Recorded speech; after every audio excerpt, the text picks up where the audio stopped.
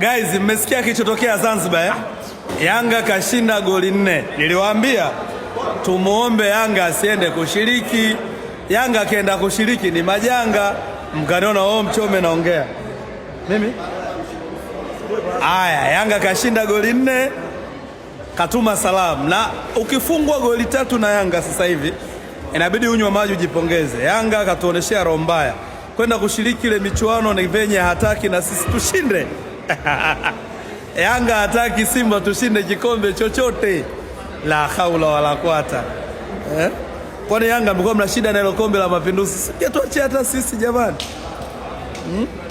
Shabiki naivaa suti.